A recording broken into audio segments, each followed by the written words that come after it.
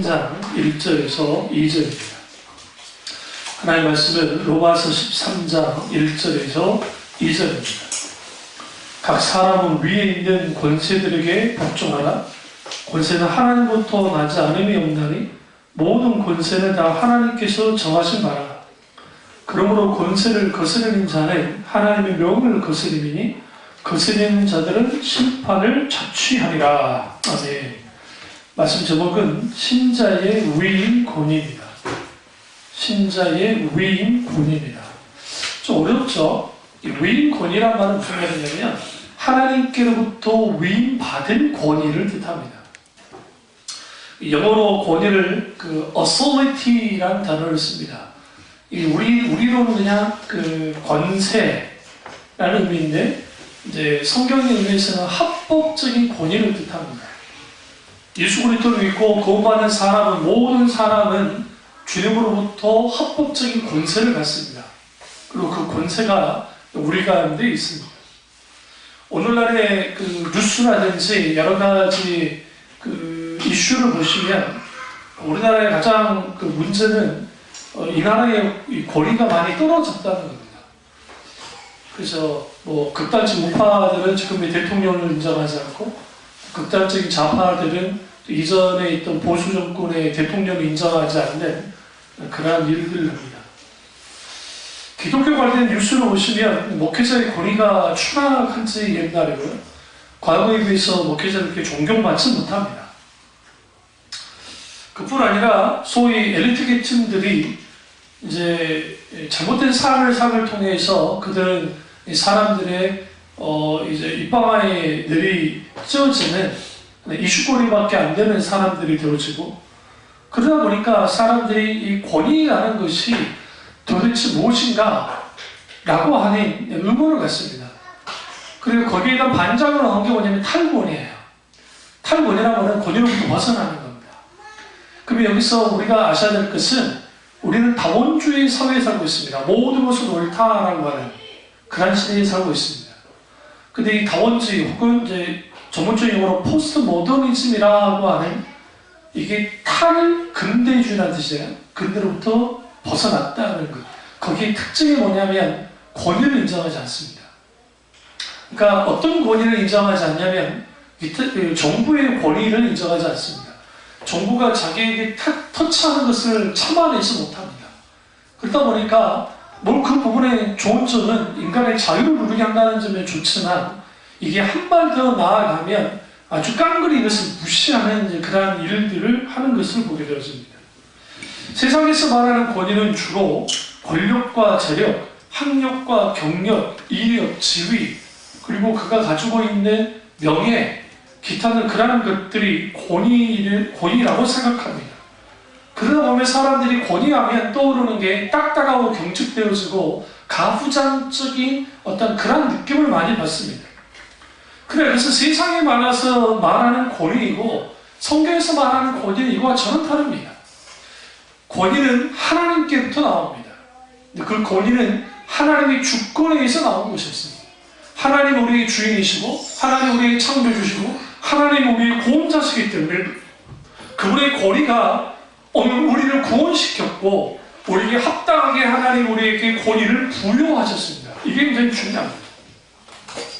이런 교수님 말처럼 오늘날 한국 사회의 가장 큰 문제는 권위가 무너졌다. 특별히 여러 선생님의 권위도 무너지고 대통령의 권위도 무너지고 정치인들의 권위도 무너지고 재벌들 돈 많이 버는 분들의 권위도 무너졌지만 가장 큰 문제는 뭐냐? 아버지의 권위가 무너져 버렸다는 겁니다.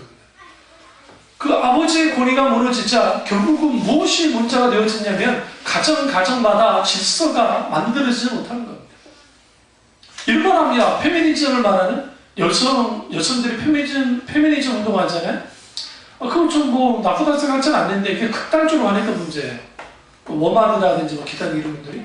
그런데 우리가 하나님이 질서를 세우신 것은 인간이 남자가 잘났고 우월하기 때문에 그게 맞는 거 아니에요. 아담을 주님이 대표로 두셨고 그리고 아담과 하와가 창조했을 때 하나님은 남자와 여자를 동등한 존재로 창조했습니다.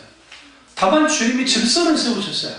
남자가 잘났기 때문이 아니라 하나님이 아담을 제일 먼저 만드셨고 창조하셨기 때문에 그 다음에 하와가 나왔잖아요.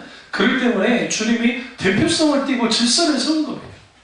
남녀와의 관계 속에서는 동등합니다. 분명히 부부와의 관계도 동등합니다. 딸 아들과의 관계도 동등합니다. 저는 저희 아이들에게 뭔가를 할 때 저는 늘 동등하게 해줬지 딸이라고 해서 덜 해주고 아들이라고 해서 덜 해준 적은 단 한 번도 없습니다. 애들 혼낼 때에도 큰애니까 더 혼내고 작은 애니까 덜 혼내는 경우 없습니다. 저 같은 경우는. 저는 분별하고 판단해서 큰애가 잘못했으면 큰애를 혼냅니다. 작은 애가 잘못했으면 작은 애를 혼냅니다. 왜? 큰애라고 해서 더 혼날 이유가 없고 작은 애라고 해서 덜 혼날 이유가 없기 때문이에요. 저는 할 수 있는 한 최대한 두 아이에게 그러니까 차별이 없기를 원하고 제가 뭐 가진 재산이 없지만 어쨌든 후에 재산을 넘겨줄 때 똑같이 나눠줄 거예요. 그러나 꿈이 있는데 다 쓰고 죽을 거예요. 네. 절대로 안 줄 거예요. 우리 애들 그 주택 그거 한 거 우리 어머니 때문에 한 거예요. 뭐 우리가 무슨 힘이 있어서 했겠어요? 10,000원씩 연하에 10,000원씩. 아직 애들 어려도 돼. 내가 20,000원 정도 대줄 테니까 걱정하지 말고. 그래 지금까지 그거 불고 있잖아요. 그 말은 뭐야? 이게 무서운 거예요? 그 다 모아봤자 저기 뭐 200~300만 원도 안 돼요.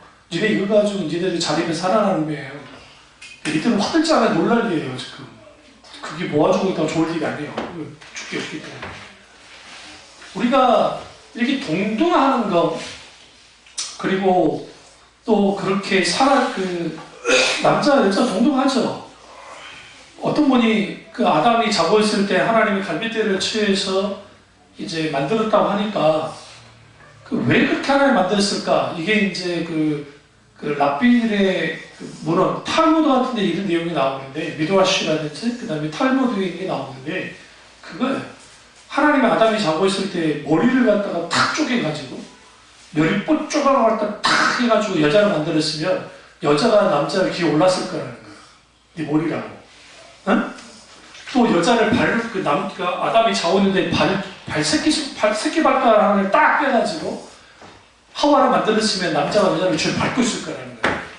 그러니까 자고 있을 때 하나님이 뭐예요? 갈빗대 하나를 딱 뜯어가지고 주님 만들었어요. 여러분 갈빗뼈가 하는 일이 뭘까요? 두 가지 큰 일을 해요. 하나는 내부 장기를 보호합니다. 또 하나는 뭐예요? 피를 만들어요. 많은 사람들이 잘 몰라요. 사실상 수많은 피가 우리 갈빗뼈에서 많이 만들어요. 의사들이 하는 말이에요. 그러니까 생명의 원천이 갈빗대에 있다고 하면 과하냐. 근데 갈빗뼈 잘 부러지죠. 우리 운동 잘못하면 조금만 더 부러지잖아요. 그러면 병으로 살 수 있는 게 뭐예요? 이거 같이 뭐 수술해서 너무 심하면 좀 붙여놓지만 딱 해놓으면 어리지는 게 다 붙습니다. 잘 붙습니다.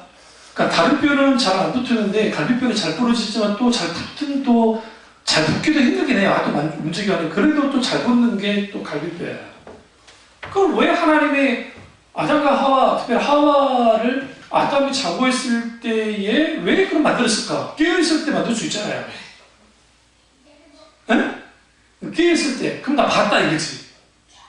나 네 만드는 거 나 봤어요. 그러니까 위에 있을 거 아니야. 근데 하나님이 딱 내리 썸 해놓고 재운 거예요. 그러고 하나님이 수술하신 겁니다. 빼내가지고 뭐 했어요? 하와를 만들었어요. 그리고 난 다음에 주님이 돕는베피디랩이라 라고 해서 크제그노라고 하는 노란 단어를 주님이 사용했습니다.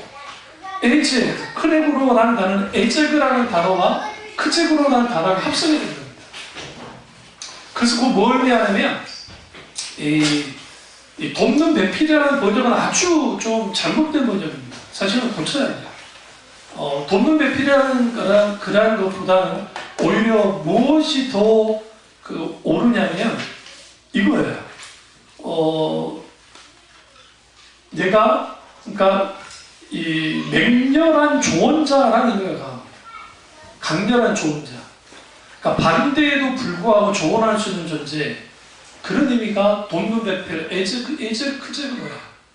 그런 의미에서 여자가 돕는 배필이 된다라는 의미를 과거의 목사님들이 설교할 때는 여자들은 남자를 섬기면서 그렇게 돈의 필요를 살아야 된다라고 소개했는데 이건 아주 가부장적인 해석이에요. 이게 성경에서 말하는 해석이 아니에요. 동등한 위치에서 싫은 소리라도 조언해 줄 수 있는 존재, 그게 에제그 크제그노고, 히브리어 문법을 자세히 살펴보면 그게 하와에게만 하는 말이 아니라 아담을 향한 말이기도 해요. 그래서 아담도 에제그 크제그노, 소위 내가 조언자가 될 수 있어야 됩니다. 그리고 하와도 마찬가지입니다. 그런 의미에서 쌍방간의 권위를 인정해 주는 것이 아주 중요합니다. 그래서 부부간의 권위를 서로 인정해 주는 것 중요하고, 또 자녀가 부모의 권위를 인정하는 것 중요하고, 또 선생님과 이런 분들의 권위를 이제 인정해 줘야 됩니다. 문제는 뭐냐면, 뭐가 문제가 되어지냐면, 이 존경받지 못하는 사람, 정말 권위가 없는 사람들에게는 어떻게 해야 될 것인가 라는 문제가 생겨요.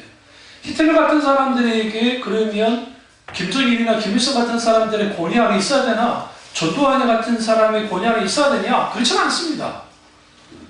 과거에 이름만 대면 유명한 목사님과 다 돌아가셨지만, 전두환이가 쿠데타 일으키고 난 다음에 국가 조창 기도회 할 때에 아주 유명한 목사님, 존경받는 목사님이 뭐라고 기도하셨냐면, 하나님이 요수와 같은 진정한 장군이 되어서 이 나라의 민족을 진정한 용도하는 지도자가 되게 해달라고 되어 있습니다. 그게 옳습니까? 뻔히 광주에 있는 사람들 다 죽이고 정말 별짓을 다 하는 인간인데, 그럼 왜 그러느냐? 총칼이 무서운 거예요. 그 당시 우리나라에서 거의 가장 큰 교회, 그 다음으로 큰 교회였는데 후에 회개하셨어요. 정말 잘못했다. 근데 왜 그러느냐? 그거죠. 오늘날 독재자의 권위에 그러면 교회가 순응해야 되는가? 그렇지 않습니다. 독재는 하나님 뜻이 아니기 때문에. 독일로 가볼까요? 독일 사람들이 아주 체계적이고 규칙적이고 예의를 중시해야 됩니다. 제가 독일에 갔을 때 줄을 내가 모르고 조금 잘못 썼다가 어떤 할아버지 하나가 소리를 버럭내더라고요. 나한테. 처음에 기분 나빴어요. 내가 동양인이라고 그런가 했더니 딱 보니까 줄이 아닌 거예요. 내가 모르고 친 거죠. 근데 좋게 말하면 될 거 가지고 이 자식이 나 요즘 있을 때만 뭐 성질을 버럭내고 빈정이 상했어. 못 알아먹게 막 욕 한번 해줄까? 근데 또 목사 신분에도 그러셔갖고 그래서 이제 뒤에 섰죠. 근데 보니까 거기 직원하고 이야기하는 거가 아주 유쾌한 사람이에요. 근데 그런 걸 못 보는 거예요, 그 사람들이. 그런 사람들이 그 엄청난 사람들을 죽였잖아요. 히틀러를 99%가 히틀러를 밀었습니다. 놀랍습니다. 히틀러는 독재 우리가 생각하듯이 무슨 쿠데타를 켜가지고 정권을 잡은 사람이 아닙니다. 선거로 뽑힌 사람이에요. 놀랍게도.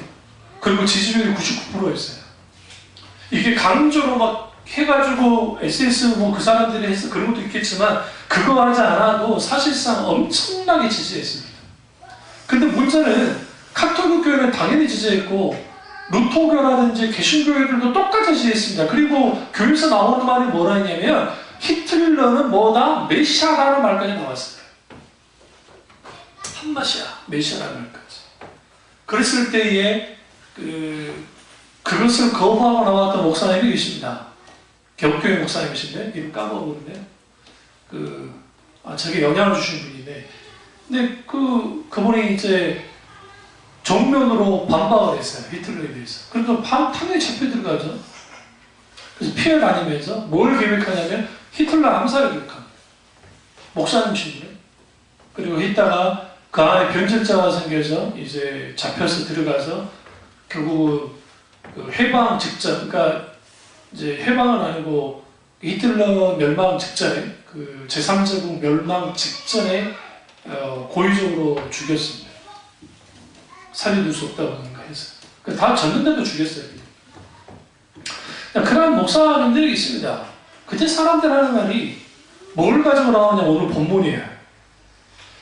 그러면 로마서 13장 1절을 보세요. 각 사람의 위에 있는 권세들에게 복종하라. 권세는 하나님께로부터 나지 않음이 없나니 모든 권세는 다 하나님께서 정하신다라.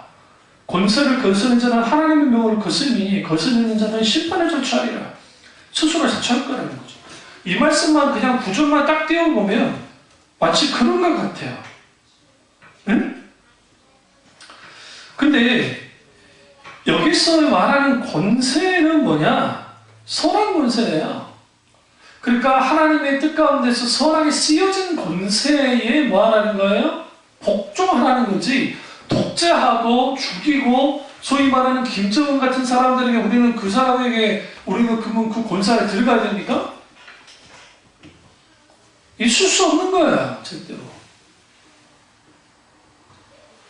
보수적인 목사님들이 왜 이 소위 말하는 그 독재자들에게 순응을 잘했냐면 이 구절 가지고 나오는 거예요. 문자만 가지고 나오는 거죠.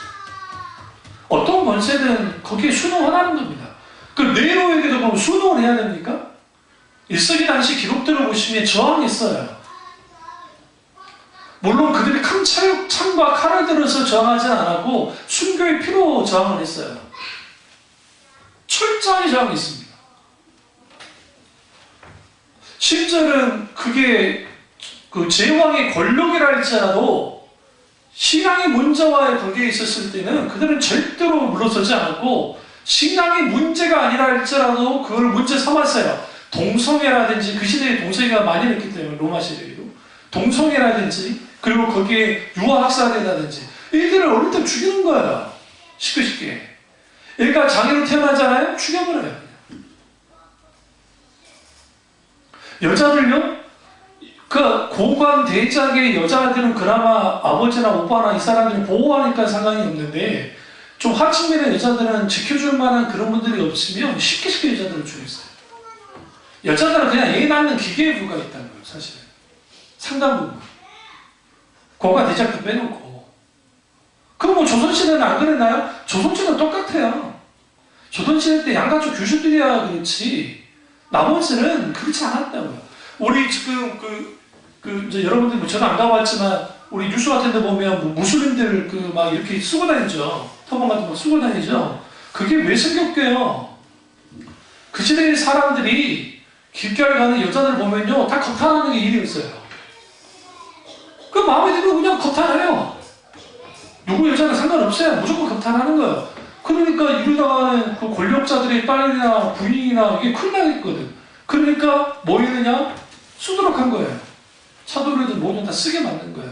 그거 보면 건드리면 안 되는 거예요. 만약에 건드리면 무슨 일이 오신다? 이거 살짝만 뭐 벗기기만 해도, 그러니까 이거 눈을 뭐 조금만 만지기만 해도 잡아다 죽이는 거예요. 무조건 남자들을.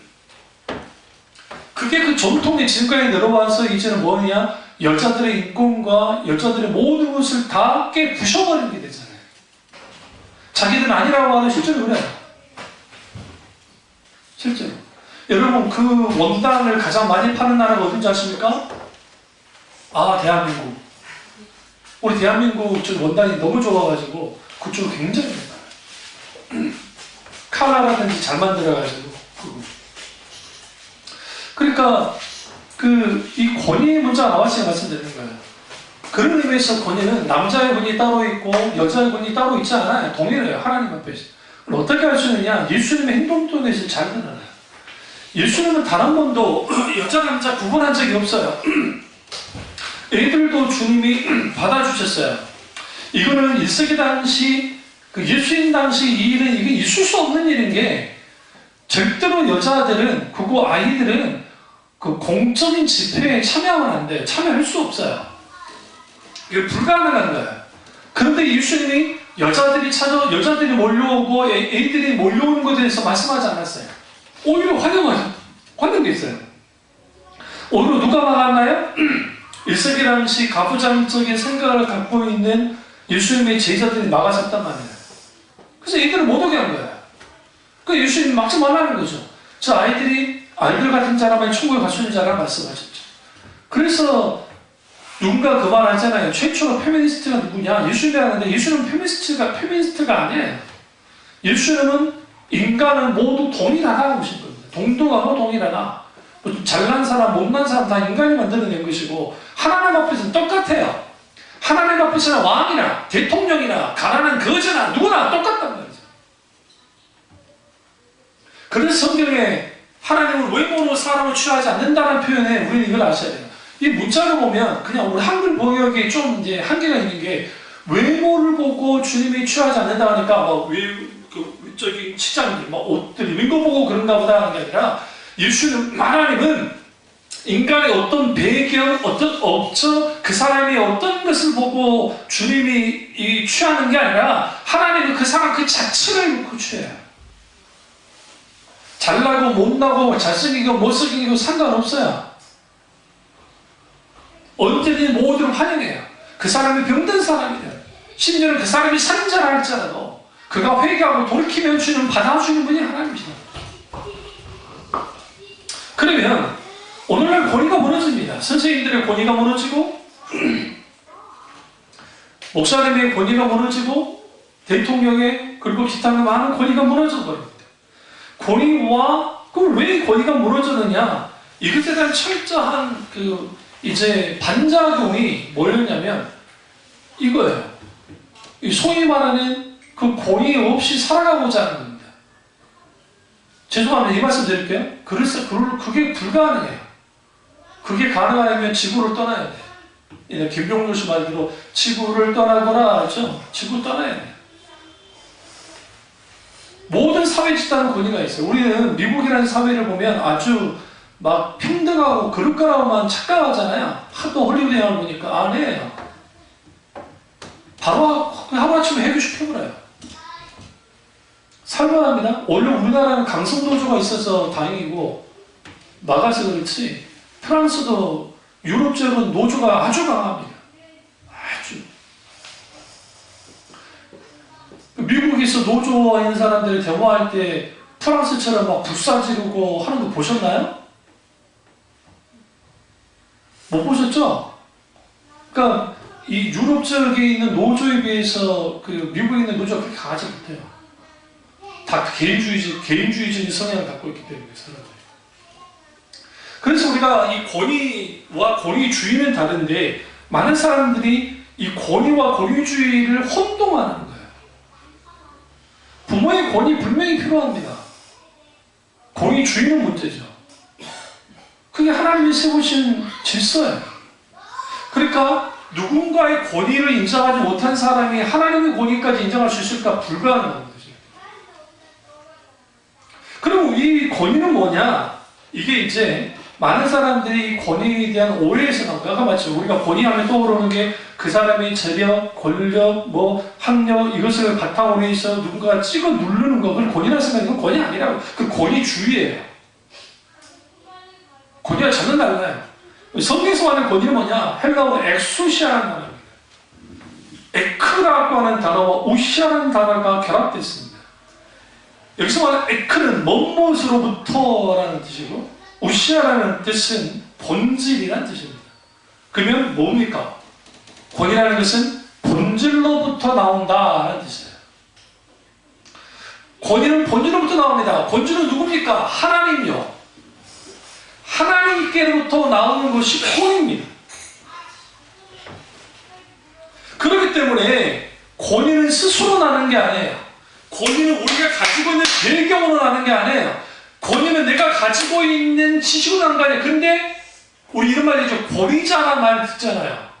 의사들 중에 자기만의 분야가 있잖아요. 그 분야의 권위자가 되는 거예요. 왜? 자기가 가지고 있는 지식과 그가 갖고 있는 의술과 이것이 뭐예요? 힘이기 때문에. 능력이기 때문에. 그냥 권위자라고 쳐주는 거예요. 근데 인간이 스스로 만들어낸 권위예요.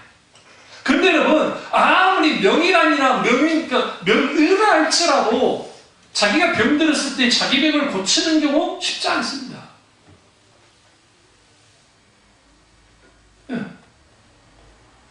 의사 선생님들이 암 환자가 많은 거 아세요? 이런 이야기. 왜 그런가 하고 쭉 추적을 해보니까 전문의를 따는 과정 가운데 몸은 혹사해요. 아무 음식이나 먹고 스트레스는 말할 것도 없고 또 전문의 시험 보려면 또 그 의사 시험을 또 전문의 시험을 합격해야 또 되잖아요. 그게 그 과정 밟는다고 다 또 전문의 딸 수 있는 것도 아니고. 그러면 또 거기에 또 도제 방식으로 해서 레지던트하고 또 뭐 저기 인턴 다 해야 되잖아요. 그래야 그 과정에서 몸이 출혈하는 거예요. 응? 그리고 이제 그나마 또 대학병원에서 남아있을 수 있느냐? 그것도 아니에요.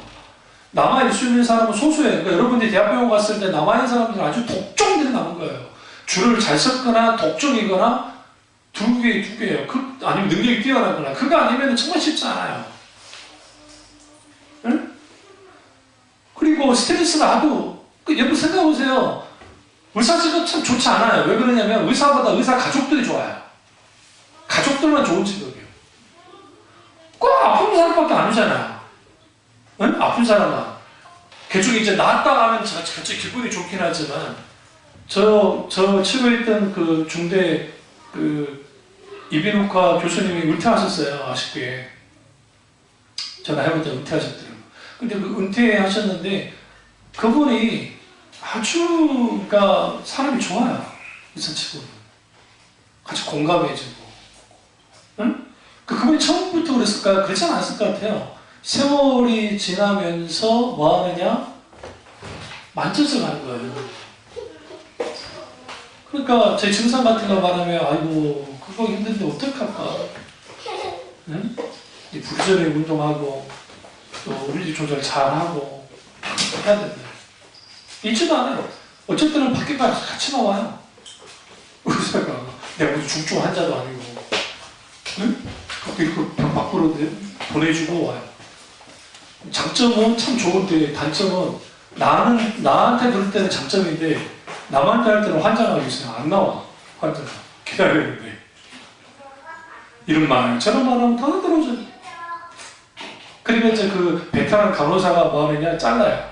적당히 기분 안 나쁘게 잘라가지고 어차피 이럴 때 됐어요. 교수님 네, 알았어요. 제가 다시 말씀 드릴게요. 예, 알았어요. 좀 뚱뚱한 분인데 정말 잘해. 내가 보다 제일 잘해요. 반은 의사 선생님이 반은. 그러니까 여러분 그 권위가 어디로부터 나와요? 인품에서 나와요. 인품에서도. 실력에서만 나오는 게 아니라 물론 의사는 다른 직업과 달리 의사가 무능하면 사람 죽잖아요. 사람 잡잖아요. 유능해야 돼요. 그런데 불구하고 그 모든 권위는 그가 가지고 있는 능력에서도 나오겠지만 또 하나는 그가 가지고 있는 성품에서 나옵니다. 예수 믿는 사람의 권위는 어디서부터 나올까? 하나님께서 나오고 그리고 예수 믿는 사람의 권위는 예수 그리스도의 성품에서 나옵니다. 그 성품을 가질 때 그 권위가 우리가 이제 발휘할 수 있는 거예요. 결국은 권위는 사람에서 나지 않습니다. 권위는 하나님께로부터 주어집니다. 이 권위를 위임 권위라고 해요. 위임받았다라는 겁니다. 그러면 권위에서 가장 큰 우선되어야 할 게 뭐냐? 하나님이 우리 가운데 계셔야 됩니다. 하나님이 함께하는 권위를 가져야 돼요. 오늘날에 큰 교회 목사님들은 어떤 위험에 빠지냐면 하나님과 함께하지 않는 권위 가운데 있을 수 있습니다. 왜냐하면 교회가 커지고 조직이 커지고 돈을 많이 갖게 되고 명예도 많이 갖게 되고 힘이 세워지면 그 자체가 힘이 됩니다. 김정은이가 자기가 잘나서 그 자리에 있는 게 아니고 그 애비의 권위를 소위 뭐라는 그 권력을 받았기 때문에 그 자리에 있는 겁니다. 네? 그런 의미에서 우리가 하나님께로부터 받은 그 권위를 가지고 우리가 누군가에게 막 거드름 피우고 누군가를 막 그럴 필요가 전혀 없어요. 겸손해야지.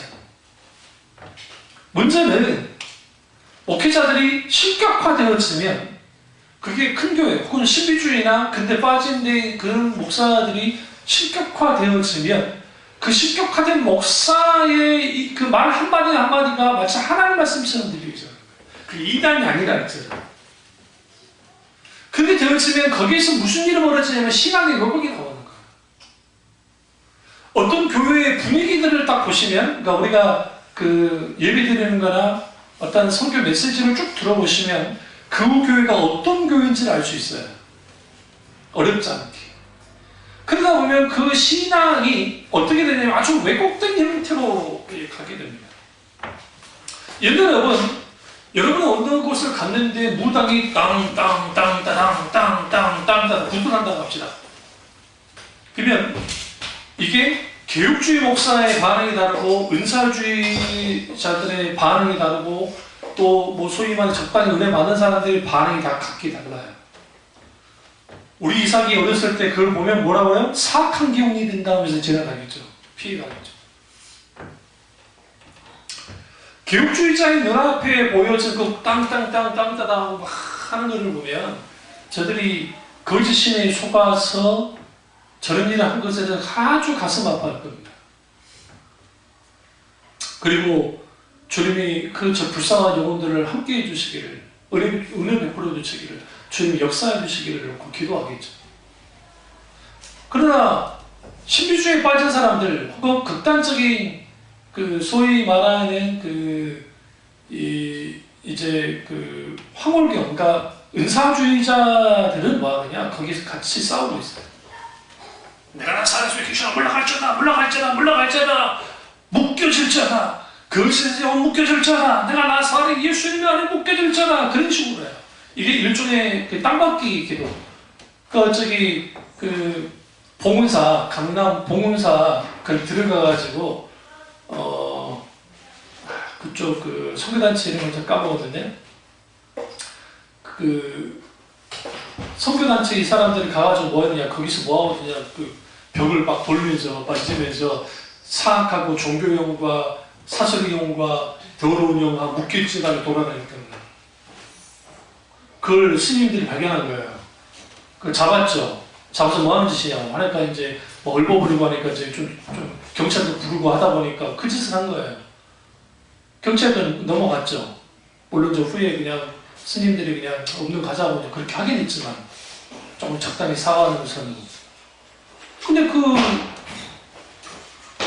대표되는 목사가 어디에 영향을 받았냐면 소위 말하는 그러니까 피터 와그너라고 하는 그 계통에 있는 G12라고 하는 그런 집단들이 있습니다. 그리고 WLI라고 하는 그런 이제 단체를 만들었는데 그 단체의 계열이 있는 분들이 그런 영향을 받았어요.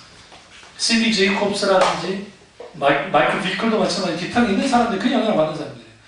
이게 좀 환상과 막 그런 기름부음과 또 은사와 이런 것이 있는 분이에요. 그래서 자기들만의 영적 세계가 있고 영적 세계의 도표를 막 그리고 그 영적 세계에서 막 그런 게 있거든. 그럼 제가 왜 이렇게 잘하냐고 하나님의 한 천자를 만지고 역사하실 때 그런 데 가서 보라고 감당하셨어요. 가기 싫었는데 일부러 갔어요. 그들의 컨퍼런스에 참여하고 집회도 참여해봤어요. 그때 느꼈던 게 뭐였냐면 이들이 정말 하나님의 놀라운 역사 때문에 그런 것인가, 아니면 그게 있게 되어서는 인위적인 어떠한 그런 종교적인 암시, 그리고 때로는 사탄의 역사, 아니면 또 거기에 뭐 성의 역사가 없을지 모르겠던 그런 것들이 막 혼재되어 있어요. 결론은 이거였어요. 위험스럽다. 아주 위험한 것이다. 그러면 이런 은사주의가 보면 거기서 뭐 하느냐? 영적 대결을 하는 거예요. 자기들이 말하는 거예요. 그러면서 뭐 하느냐? 귀신아 물러갑니까?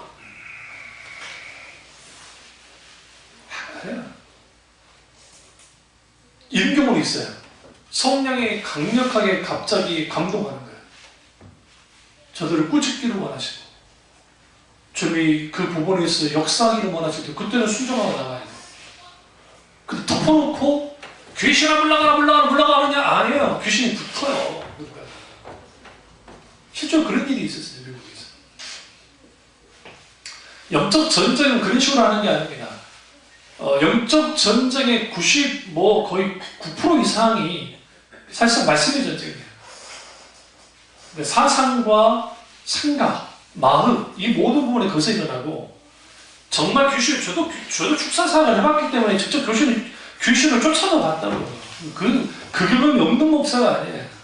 제 경험이 한 35번, 6번인가 돼요. 아주 많은 편이에요. 그러니까 그런 것을 내가 했던 목사가 그런 게 어떤 건 줄 알아요. 저는 그걸 위주로 한 사람이 아니에요.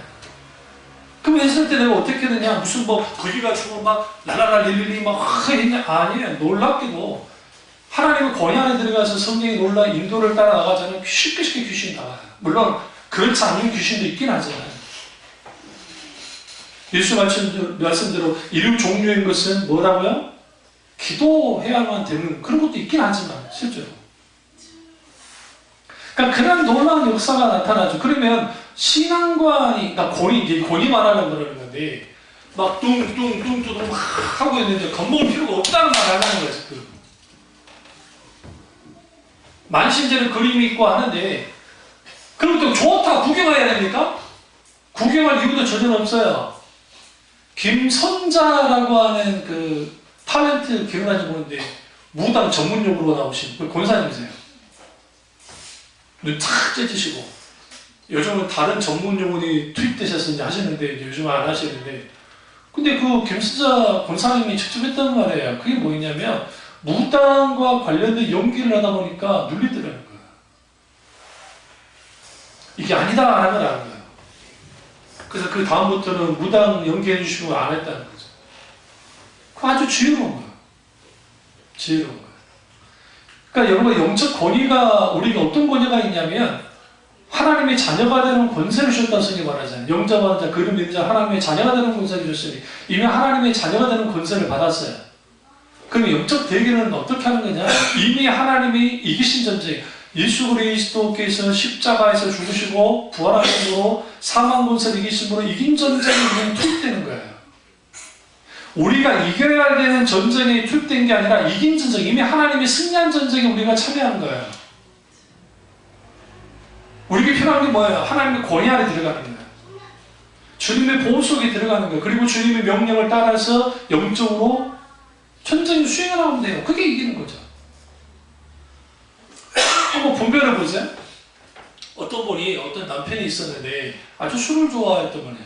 근데 그분이 간경화하고 또 당뇨까지 있다가 갑자기 돌아가셨어요.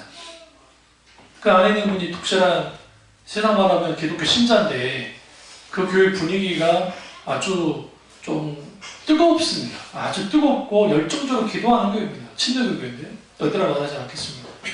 나 아주 뜨겁거든요. 뜨겁죠. 그럼 그 남편이 죽은 것에 대해서 이렇게 말할 때 여러분 어떻겠습니까?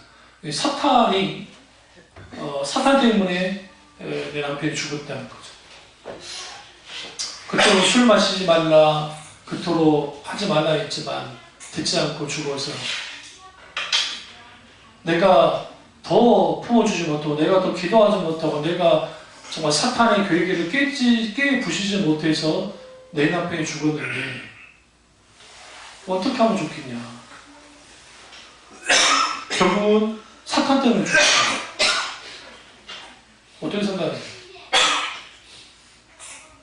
여러분의 신앙관으로 성경의 발자국을 보면 어떻게 보면 틀린 말도 아니에요.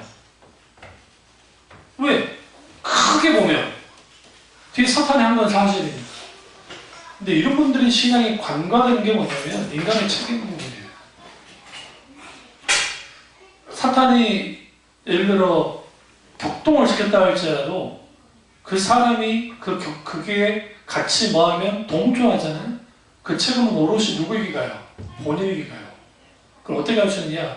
아담과 하와를 보면 알 수 있어요. 아담과 하와가 선악과를 사탄이 유혹할 때 그 유혹이 너무 많습니다. 그걸 따먹었습니다. 그랬을 때 재미있는 반응이 나왔어요. 그러니까 하나님 알고 계셨지만 우리가 3자 입장에서 봤을 때 이게 좀 정상적인 반응은 아니에요. 왜 그러냐면 우리가 그런 일을 벌였으면 싹싹 불면서 하나님 용서해 주세요. 하나님 잘못했어요. 제가 정말 잘못된 생각을 했네요. 내가 정말 잘못했습니다. 라고 나오는 게 정상일지인데 핑계를 대기 시작했습니다. 아담은 누구 핑계를 댔어요? 하와 핑계를 댔고 하와는 누구의 핑계를 댔나요? 뱀 혹은 사탄의 핑계를 댔습니다. 결국은 인간은 자기들의 지었던 죄 그리고 그 결과물을 누구에게 옮겨놓냐면 사탄에게 옮겨놓는 거예요. 그 뒤에 그것을 사실과는 사탄이 한 건 사실이에요. 그렇다고 해서 우리의 책임까지는 사탄이 다 책임지느냐? 그렇지는 않습니다. 그럼 이미 넘어갔던 사람들이 책임자는 문제예요. 사탄은 이미 주님이 진취하셨잖아요. 그럼 왜 그런 신앙관을 갖게 되느냐? 그 교회 분위기가 그래요. 소위 전투적인 영적인 분위기를 가지고 가면서, 그리고 그걸 통해서 전투적으로 신앙생활을 해야 된다는 거죠. 그리고 거기에서 소위 말하는 강력한 성령의 역사와, 그리고 거기서 사탄과의 전쟁에 참전해서 그게 승리하는 그런 교회. 그 누가 뭐라 하겠어요? 문제는 뭐가 문제냐면 기본적인 죄의라는 인식이 잘못되어 있는 거예요. 사탄이라는 시각도 배웠듯이, 왜? 그 담임 목사가 과거 김미동 밑에서 배웠던 사람이기 때문에. 그리고 그 교회에서 하는 행동, 그 분위기 전체 그런 때 대부분이 지금 거의 비슷해요. 그 교회 분위기. 그렇다고 그분이 이단이라는 말은 아니에요. 그렇게 되어지면 소위 말하는 그 담임 목사의 소위 영적 권위라고 하는 그 권위, 그리고 그 교회 분위기 속에 있는 그 권위 속에서 자기들의 신앙이 거기에서 분별력을 갖지 못하고 엉뚱한 데 튀는 거예요. 이게 내 남편이 갑자기 죽은 거 억장이 무너지죠. 그러면 정상은 뭐냐면 하나님이 이 고난이 내게 닥쳤는데, 이 아픔이 내게 있는데 이 아픔을 주는 내가 도무지 감당하기 힘들어요. 그러니까 주님이 지금 날 만져주셔야 되고, 지금 주님 내가 뭐 하길 원하세요? 내가 뭘 해야 될까요? 라고 주께 묻는 것이 정상인 거예요. 오늘 이 죽음의 문제, 정말 이 고난의 문제, 이것에 대해서 하나님은 뭘 원하십니까? 주님, 뭘 이걸 가지고 하나님이 어떤 영광을 받기를 원하십니까? 라고 하는 것이 성경에서 말하는 죽음을 대하는 태도이고, 성경에서 말하는 고난에 대한 태도예요. 그러니까 마르다와 마리아가 갑자기 나사로가 병들어서 죽었을 때에 그녀들의 반응은 뭐였어요? 장차 하나님의 영광이 임할 때 다시 살아날 줄 믿습니다 라고 하는 그런 정상적인 반응을 했다고요. 그게 인격체신 하나님을 믿는 신앙이에요. 그게. 그런데 이게 소위 말하는 하나님의 말씀의 기준에 서지 않는 상태에서 자기들의 정적 체험과, 그리고 거기서 흘러나오는 신앙적인 분위기 속에 함몰되어지다 보면 이게 분별력과 판단력이 안 되는 거예요. 그럼 엉뚱하게 뭐라고 하느냐? 이거 사탄이 죽였다는, 마귀가 죽인 거라는 거죠.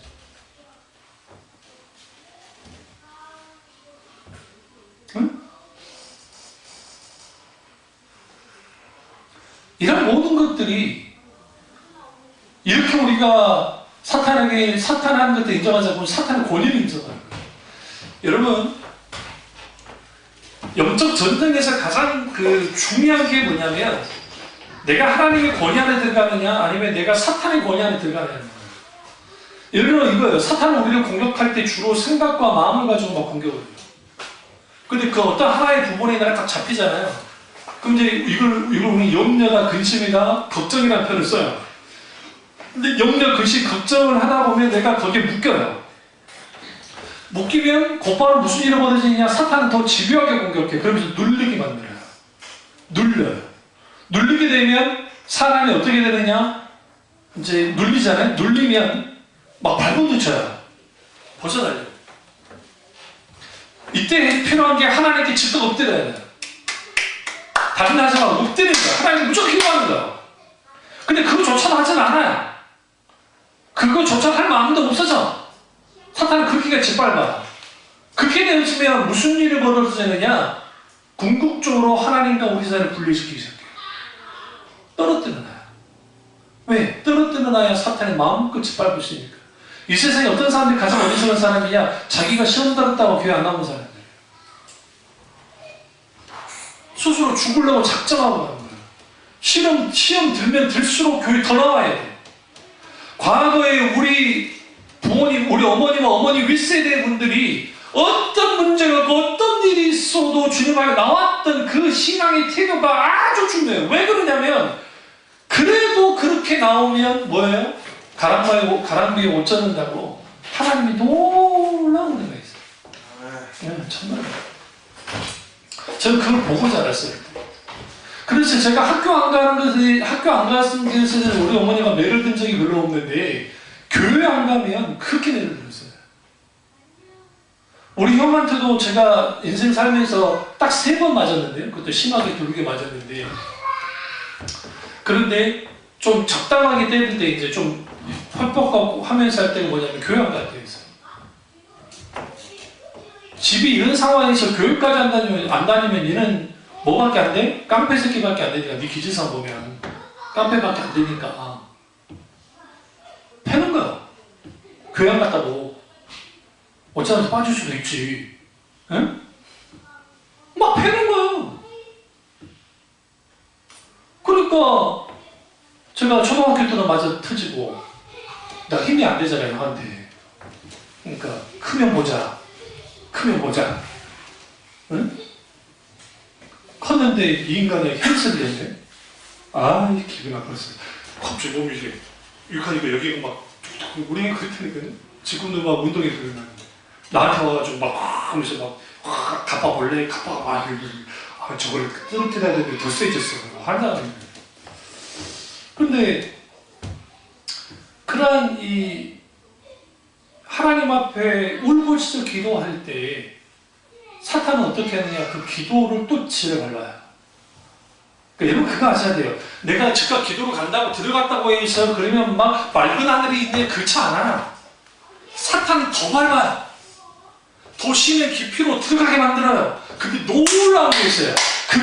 그게 더 원수가 밟으면 밟을수록 하나님의 은혜 또한 강력해지기 시작해요. 어떻게 하느냐? 내 영혼을 휘어감아요. 하나님. 그래서 벗어나온 놀라운 일들을 기록해요. 그게 성경에 나오는 하나님의 사람들이 기록돼요.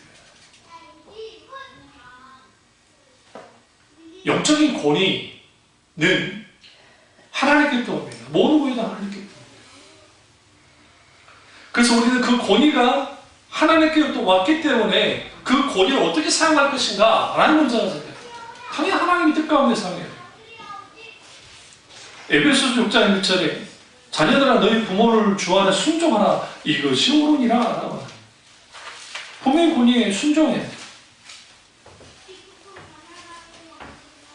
그래서 우리는 그 권위가 주님의 권위에 순종해야 되는데 믿음은 권위의 순종을 통해서 나타납니다. 그 대표적인 나만 장군의 이야기 통해서 알 수 있어요. 나만 장군이 문둥병에 걸려서 고침받기 위해서 왔습니다. 엘리사에게 찾아왔습니다.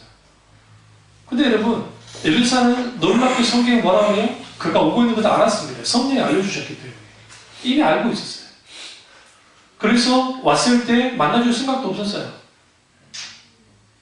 근데 하는 말이 그래도 그냥 버리긴 그러니까 요단강 흙탕물에 몸을 7번 씻으라고 한다고요. 매일매일 씻고 이제 씻어라.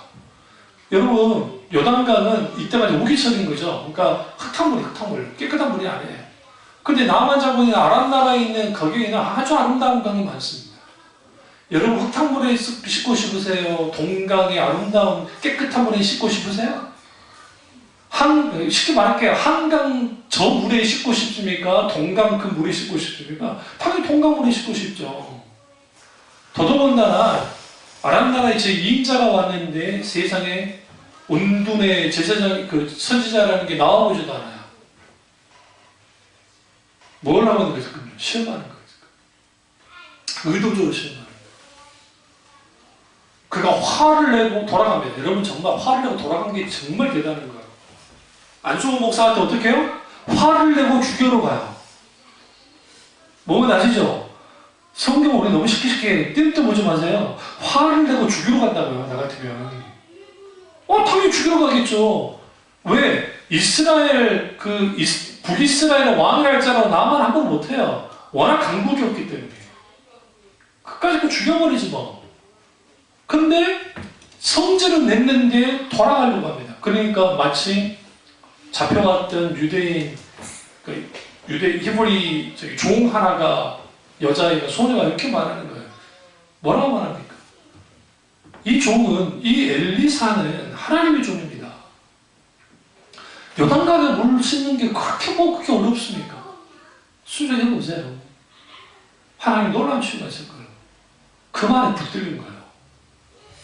그 말에 붙들리자 그가 순종했습니다. 제가 무슨 말씀 드리려고 하냐면 하나님의 권위에 순복한다는 것은 주님의 말씀에 순종할 때가 아닙니다. 그냥 좋아지지 않아요. 진짜 시쳤습니다. 어떻게요? 이런 표현을 성경에 쓰잖아요. 아이들 피부처럼 됐더라. 신주가 가서 저 얼굴 보시면 저게 지금 나만이 치유받기 전이고 이제 한 달이 지나면 치유된 얼굴이 되는 거야. 똑같은 거예요. 그러니까 우리가 하나님 앞에 뭐 해야 되느냐? 하나님의 말씀에 순종할 때 그 고리 안에 있는 거예요. 고리 안에. 그 고리 안에. 그 고리 안에 있을 때에 그 고리가 뭘 하느냐면 하나님의 크신 은혜를 뭐예요? 보여주시고 이 말씀하고 좀 더 다루겠습니다만 다루도 그렇게 하겠습니다만은 그게 뭐냐? 하나님 보호하신 우산 안에 들어가는 거예요. 하나님이 보호하신 우산 안에. 사탄은 어떻게든 하나님의 우산으로부터 우리를 쫓아내는 거예요. 그래서 우리가 하나님께로부터 계속 멀어지기는 거예요. 거기에서 무슨 일이 벌어지냐면 사탄은 철저하게 수단과 방법을 아랑거리고 항상 우리를 공격하고 우리는 뭐예요? 거기에 이렇게 흔들리면 그게 문제가 되는 거예요. 그래서 뭘 배우셔야 되냐면 어떤 일을 무슨 일을 써도 항상 하나님 앞에 납작 엎드리는 법을 배워야 돼요. 그리고 물어야 돼요. 하나님 지금 내가 뭐 하기 원하세요? 다른 기도보다 이게 굉장히 중요해요. 주님 내가 뭘 하기 원하세요? 주님 우리에게 말씀하시면 그 말씀대로 순종함을 통해서 하나님 권위 안에 들어가는 저와 여러분 되시길 주님을 축원합니다. 기도하겠습니다. 이 말씀 좀 더 다음 주에는 뭐든